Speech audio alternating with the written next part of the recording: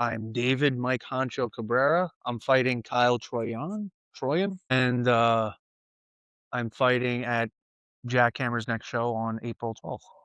Awesome. And Mike, the fans always expect a war when you step in.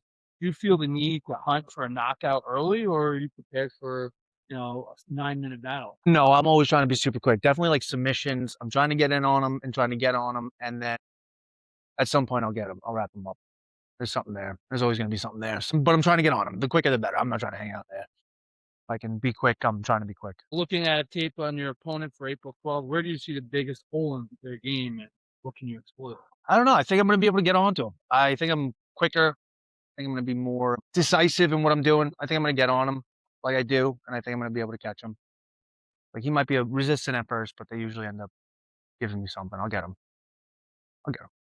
Every fighter has a switch, or when does your switch flip for you? And during the walkout, the moment, the first punch, what is it that's I don't know. I don't know if I have a switch. I feel like I'm very present when I'm in there. I wish I had a switch. I wish I was able to tap into something and I kind of like be able to disengage a little bit and go in there and just fight a person. But I always feel like I'm very, very aware, very cognizant in there. And that's why I feel like I'm able to get stuff.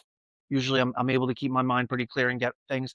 But no, I don't know if I have I'm super aware of it. I'm aware of it in the walkout. I'm nervous the whole time until we're ready to rock and roll. And then maybe I feel a little better because I'm busy, but, no, the entire time I feel like I'm very aware of it. I don't know if I ever truly switch on. I feel like I'm always present. I feel like I'm kinda just ready to rock, I guess. I don't know. I don't think I have a I feel like I'm like this.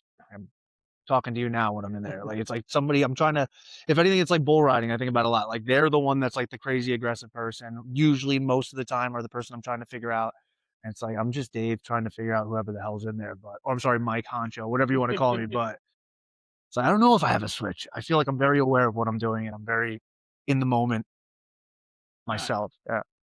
Mike Concho, where's that come from? Tal Diggin Nights. Tal Diggin Nights. Yeah, yeah. No, a lot better story than that. When I first started jujitsu, I had an excellent instructor who went by an alias on Facebook, and we asked him why, and he had gone on to the story why how if he had ever gotten into a fight on the street, he didn't want somebody looking up that he knew how to fight, like knew how to fight. So looking up his name, and all I got out of that was that he had an alias. That's the only thing I heard out of that.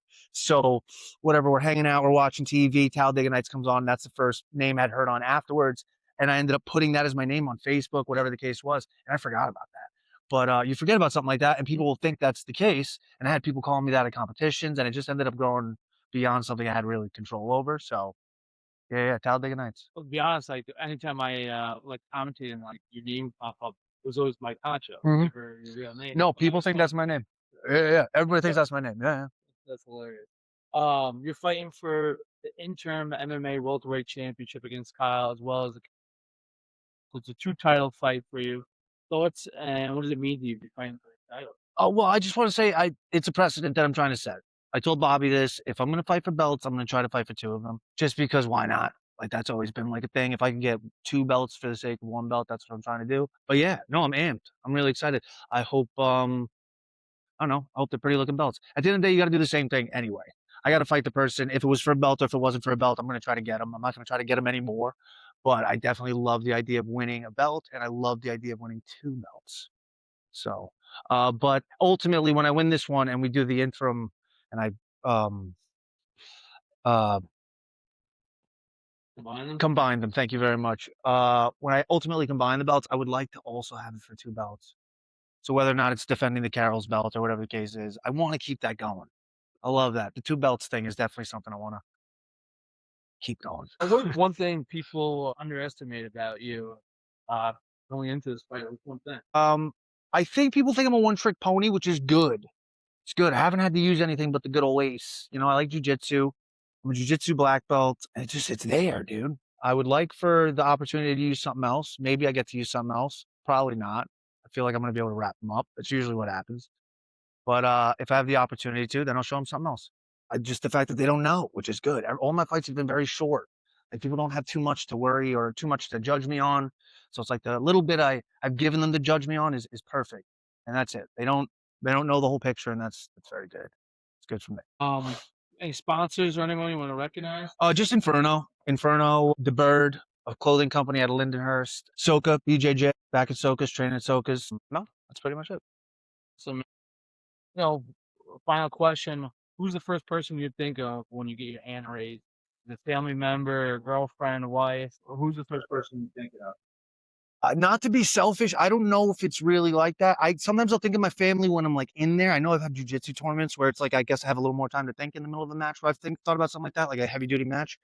Uh, Fighting, I don't know. Fighting is like a car crash sometimes. Like there's so much going on, and then afterwards I'm so happy it's like done. Sometimes like you train and I love doing it. Like it's like, dude, I'm 33. Like I'm only doing this because I want to do this. But it's like at the same time I'm always psyched that it's done. Like when that one's done, you can close the chapter on that fight or whatever the case, and then you pursue another one. They're like little save points almost. It's like, all right, sweet. I just love. I think about relaxing every time. So I cannot wait to go home and hang out with my cats. I think about my cats. Awesome. What should fans expect from your fight? A finish, a finish, no matter what it is. I don't know if I'm gonna do it in the first round. Maybe we mess with it a little longer. I have a lot of first round finishes, but definitely finish. I'm not trying to go to the judges' scorecards. I don't do too well with those sometimes. But, I can get him. I have no doubt I'll be able to get him within the context of the fight. It's just a matter of how it happens, how it plays out. Either I get to submit him or we get to do more, and I get to punch him a little bit, and then I submit him, but we'll get him. Awesome. Well, thank you very much, and best of luck. Thank you very much.